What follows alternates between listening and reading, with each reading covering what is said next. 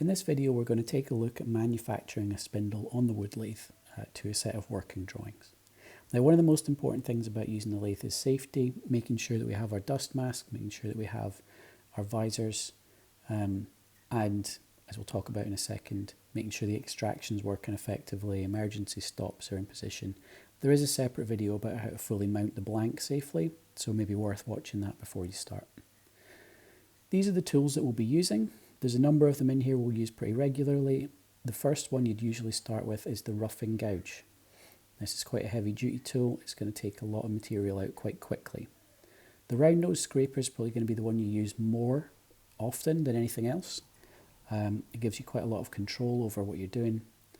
The parting tool is good for thinning down a spindle quite quickly, marking out different sections that are different thicknesses, and also parting out at the end.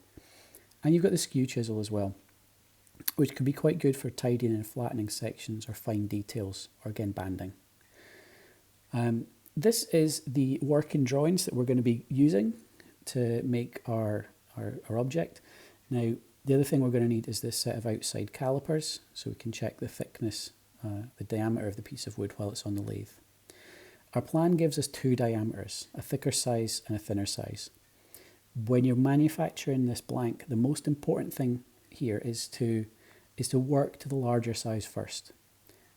You can thin the blank down, but obviously you can't put the wood back on to thicken it up at the end. So start quite slowly, try and go quite accurately to those sizes. So we've just set that up using the steel rule between the two pins on the outside calipers. But our first step really is just rounding out the blank. Now, in the previous video we've taken the corners off of the blank before mounting it up, but it's still got relatively chunky sides, relatively big corners, so we need to take that down to a cylinder first.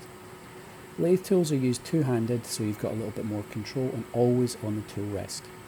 You want to make sure that you're keeping it level, or even pointed slightly up so that your, say on this example, your right hand is a little lower than your left hand. Moving it along the tool rest in even passes like this and just taking a little bit of material off each time gives you a lot of control over what you're doing. It's better to do more passes and take a little bit on each pass than it is to try and take out too much in one go. As I'm saying, it's about control with this. So I've used the gouge, I've rounded it out. As you can see, I've roughly gone back to the circle that I've marked on the end because that's what I know I can use on the inside of this blank.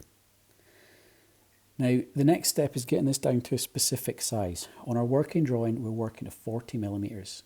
To get a little more control now, so we don't take too much out, we're going to switch to the round nose scraper tool. The idea is the same though, it's light passes side to side. We're going to take a little bit of material each time and just round it out a little further to try and get down to that diameter of 40 millimeters. Now, the calipers let us check how thick this piece of wood is, let us check that diameter, but obviously we can't use them while a machine's spinning.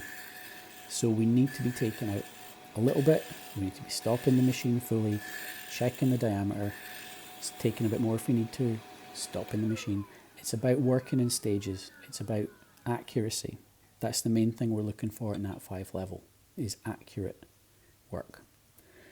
Now, we know we've got down to our 40 millimeters if the blank can pass between the pins on the outside calipers, but they're still nice and tight and nice and firm. If the calipers can't get down to the centre of the blank there, then it's still going to be too big. It's not quite at the 40 mils yet. So as you're seeing here, we've stopped the machine, checked it, taken a little more material off, and then we're going to stop it again and check it with our calipers. Now, like I'm saying, the stop-starting method is a little slow at first, but once you get the hang of it, you'll find that actually it's going to give you the most accurate results. So our calipers are now passing snugly around the outside of the blank, so we know we're at our 40 millimeters and we can move on. The next thing we need to do is mark down which parts of the blank are going to need to be thinned down. This is called marking in your linear dimensions. So we're basically going to mark in from one side and do these steps across the blank.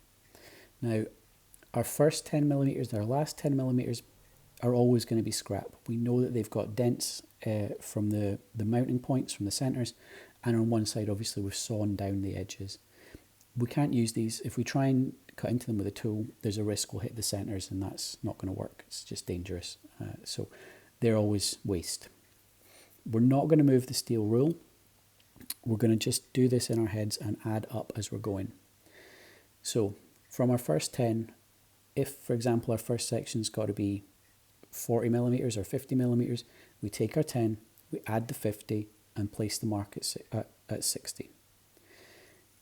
So it's about putting in these lines to mark in the edges of the different sections. Now, it might not look like a lot just yet, but it is going to make sense as we go on.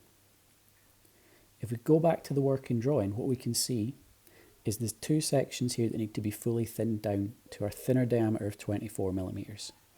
And that's the section here and the section on the other side. The part in the centre is getting cut out to this circular shape, but we'll come back to that in a minute. Working to the smaller diameter means we now need to set that size on our outside calipers. We're going to hold the steel rule up against one pin. We're going to twist that little adjustment nut to bring it down to 24 millimetres. Now these two sections that we just marked in that need to be thinner, we obviously now need to take more material out so they fit between the calipers, and we know they're going to be 24 because that's the size we're looking for now, is 24 millimetres. Now to define the edges of these areas, we want to move on to the parting tool. The parting tool will give us a nice sharp, crisp edge on our section that we're cutting down. So we're going to rest it on the tool rest here and just keep it nice and tight to the line. But again, on the side it's going to be thinned down, which can be a little bit tricky to keep right if you've just got lines. To give you a little more control, you can use this levering technique that we're doing here. Just gives you a slightly slower cut. The parting tool can take out quite a lot quite quickly. But again, stop it regularly, check it with the outside calipers until you get down to the diameter that you need. So we're just taking a little more off. We'll check and see if we're down to the right size.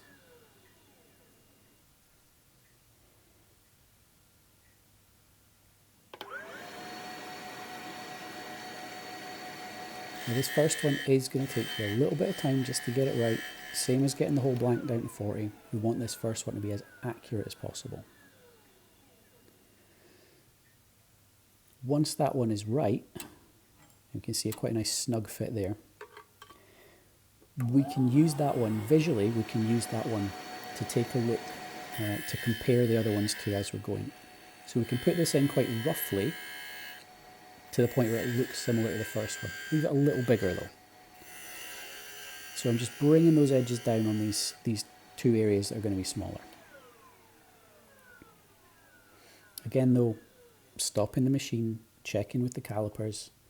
Accuracy is the most important thing here.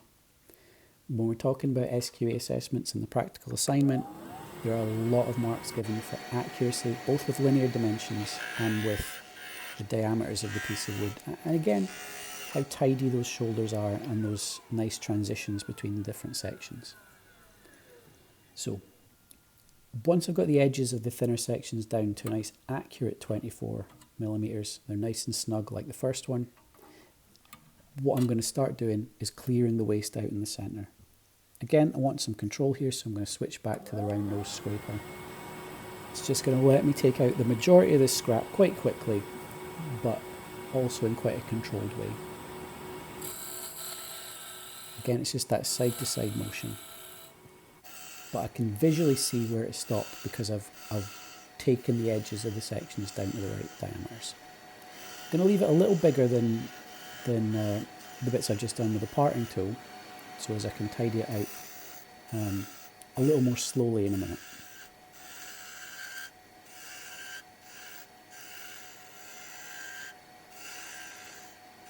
Again, we can see how much dust and waste this is generating, and this is why you make sure your extraction's in place fully.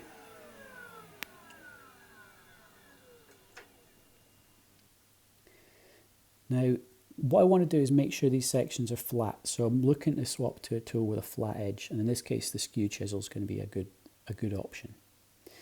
Now, we have to remember that blade is at an angle, so which side the point is on becomes quite important.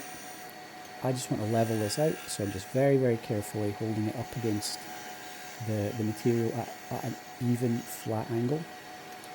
But we will keep using this in a minute up on its point, and we'll talk about that in a second, how you define a curve with the skew chisel. Now, the section in the centre is going to be rounded off. That's what's in the working drawing, as you can see here. We're going to round off that centre section. Now, to do that, first we want to just take off these sharp edges. The skew chisel can be used to create a nice even 45-degree bevel, just the technique similar to this, and this is a good opportunity to practice that. But we're going to just take those corners off before we move on to fully rounding this down. You can see that I'm flipping the chisel over. Where the point of the chisel is becomes very important. Now, to get a nice even curve, what I want to be doing is moving my right hand and rotating the tool smoothly to bring it round that curve. So the point of the tool is going in down at the bottom. We're rotating round just to round those sections. Again though, we're doing it in light passes. We're not trying to do it in one fell swoop. We want to be a little bit more controlled in what we're doing here.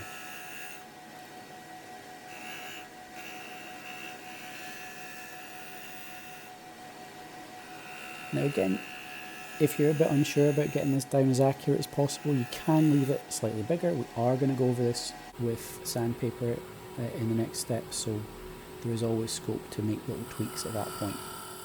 In the second part of the video, we're going to cover finishing the spindle with glass paper on the lathe, so click into that second part.